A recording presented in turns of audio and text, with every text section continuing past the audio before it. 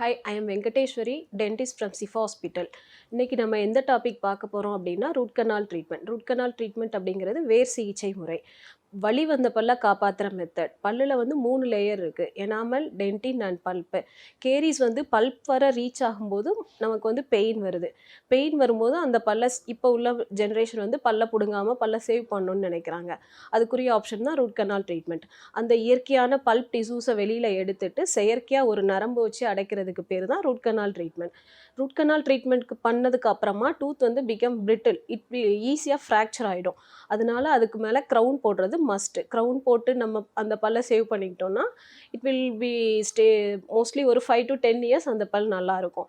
அதை நம்ம root canal பண்ணாமல் நம்ம எப்படி அவாய்ட் பண்ணோம் அப்படிங்கிறத பார்த்தோம்னா breast twice a day, dental flaws use பண்ணிக்கலாம், ஸ்டிக்கி ஃபுட்ஸ் அவாய்ட் பண்ணிக்கலாம், ஆசிட் ஃபுட்ஸ் அவாய்ட் பண்ணிக்கலாம். அப்புறம் ரெகுலராக டென்டிஸ்ட் விசிட் 6 months ஒன்ஸு.